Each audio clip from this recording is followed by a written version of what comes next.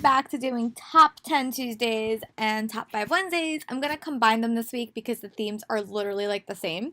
So the theme this week is books that you are thankful for. I am sure after you do this video, you're like, I think I know books you're thankful for, but I wanted to compile them in one place. I will also have a combined blog post where I try to talk a little bit about them. But the first book I am thankful for, I did try to limit these to like one book per author, but there is this she has two. Simon versus the Homo Sapien Agenda by Becky Albertalli.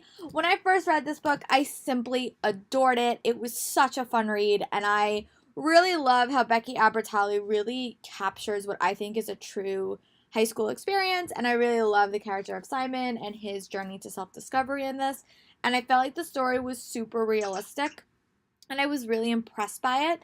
And I'm just so thankful that this book exists, not only for like adult readers, but also for young readers, because I think that just seeing Simon's path and his adventure and his journey was just fun. It's also all the characters in this book are so well drawn, and I really loved her sequel novel, and I really am excited for her next novel, which features Leah.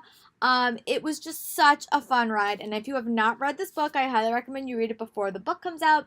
Before the movie comes out, because you should know this before you see casting and spoilers, because I have a feeling you will get spoiled on who the identity of his crush is. So the next book I'm thankful for is kind of a weird choice, but it's Better Off Friends by Elizabeth Yulberg, and it is a really fun contemporary novel. I think I read it in like 2 days, but it follows these two kids named Callie and Levi, and everyone keeps telling them that they should just date, but they're friends, and it follows them through their entire high school experience, and I really love this book. It definitely hit me in the heart a little bit because it was definitely very reminiscent of a relationship I had in my own life.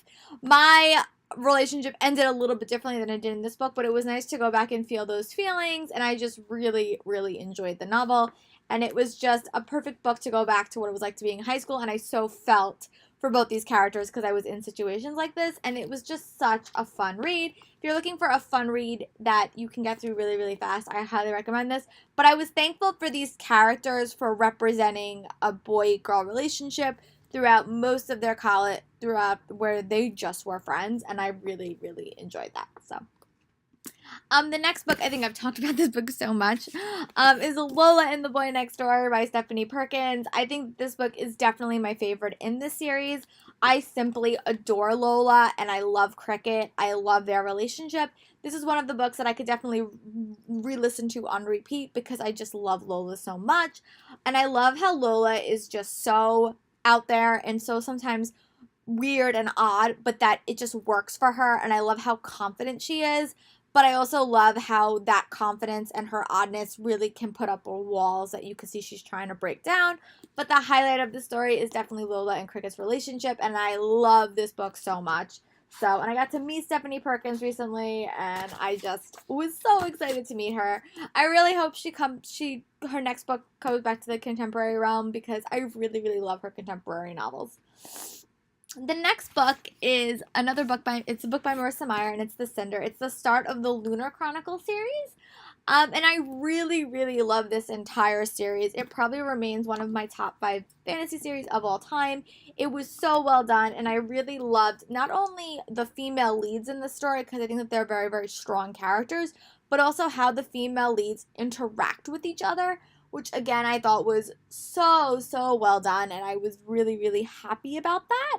It was just a really, really well told, complicated story that I think was just spectacular, and I'm literally so excited to see to reread the story now that I know the ending and see if I could put pieces back. But I loved all the female leads in the story. I think Winter and Cress still remain my favorite, but they're all amazing, and I just loved how she was able to take these iconic fairy tale stories and twist them and turn them to fit her needs, and I just really, really loved it. I also really enjoyed Renegade, which is her first superhero novel, but this series definitely is a highlight, and it's why I'm thankful for it. The next book that I'm going to talk about, again, is probably all the Katie McGarry novels, but I really love Dare You Tie by Katie McGarry. The reason I like this series in particular is that it really dealt with the foster care system in such a unique way, and it showed you that these kids, even though that they sometimes have a rough and difficult life, they really do they really do have a life, and it's not all sadness and it's not all depression. And I love Abby. I'm not Abby, sorry. I love Beth and Ryan in this story. I think that their relationship is so fascinating, and they both definitely do have strong self-discovery novels for both of them. I love all the main characters in this series, but these two are definitely a series highlight for me, and that is why I'm thankful for them. I could literally do a books I'm thankful for about Rick Riordan, featuring every single book that he's ever written. But I'm just going to talk about him in general, and this was the first book I found, which was The Sea of Monsters by Rick Riordan. But I love all the books. I mean, I think that they're spectacular. The thing I love about Rick Riordan, why I'm thankful for Rick Riordan, is I'm hopefully going to be a teacher. I'm graduating in a couple of weeks, and his stories make mythology so accessible to kids, and I just love that. I think that he really has found a system that works, and I know that he's now opened up an imprint where other people are going to write in his vein, and I'm so excited to read the future novels inspired by that imprint.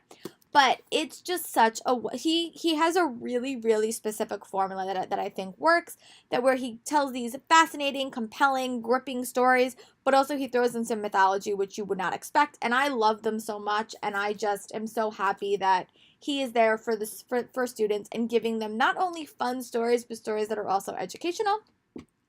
This is appearance number 2 of Becky Albertalli, but it is The Upside of Unrequited by Becky Albertalli, and this features Molly Pisu, which is Abby's cousin, and it is the lead character in this is a straight woman, but her sister is a LGBT person, and I just really love the dynamics of this story. Again, I love how Becky Albertalli is able to create these characters that seem so realistic and so lifelike, and really just represent them in an amazing way. This was also an Owl Crate book, but I really, really, really enjoyed this story. It was such a fun read, and it definitely was a highlight for me, and that is why I'm thankful for it. This is probably the number one book that I'm thankful for, or this series that I am thankful for. I think J.K. Rowling and Harry Potter has truly transformed my life. When I found this series when I was in 5th grade or 4th grade, I don't think I could predict the impact it would have on me or on my life, and I'm forever grateful that I encountered this book and that I fell hard for it. There is nothing I am thankful for more that I actually picked up this book and was a part of the Harry Potter generation. It is kids that have read the book when they were coming out, and I was at a midnight release party, and I was in those group of people waiting for book 5, and I just cannot tell you how much this series means for me. Not only the characters, but also the story and how well the world was crafted. And I think that J.K. Rowling has really given me such high expectations for fantasy stories. And sometimes when I read fantasy stories, I'm like, well, it's not that I have such high expectations, but that's because of J.K. Rowling. And I love the friends that I've met and the podcast and the podcasters that I have experienced because of the series. And I think that it's such an easy entry point where you say, oh, do you like Harry Potter? And you can have a 5-hour conversation. But this is definitely book 1 that I'm thankful for, that has inspired me and continues to inspire me even 20 years later. And the next book is a book by Morgan Matson, which is The Unexpected Everything. And this is another, I read all her books. They're all emotionally gripping, but I really like this book because it also deals with, family dynamics and self-discovery and ambition and also inspiration. But I also just love the dynamics between all the kids in this novel. And I think it's one of the first novels I read that really, the ending wasn't all happy, and I really like that, and I'm really thankful for these characters. I love Morgan Matson, and I love her ability to craft not only strong characters, but strong characters that do struggle, and I think that is something that Morgan Matson does really, really well. The last book in this thing is just a general caveat to the Shadowhunters series by Cassandra Clare. I really love this series so much. This book is a monster, boy. This book is close to this book is actually 600 pages.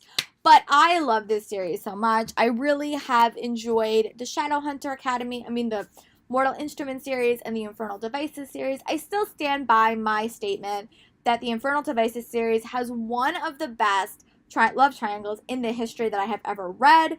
I am so impressed by that series still to this day, and I also just love the friendship dynamics in the Mortal Instruments series as as in general, because I think that even though there was a lot of drama and there's a lot of world-ending dramatic, the friendship is something that I am still come back to day after day. I am so hopeful that I will finally get to read that book because it has not been read, and then we move on to Lord of Shadows. But it is definitely a highlight series for me.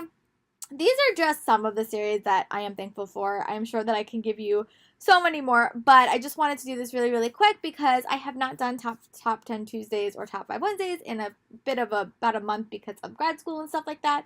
So I hope you guys like this, and I hope you guys, if you guys celebrate, have a very happy Thanksgiving, and I hope you guys get some reading done. Bye!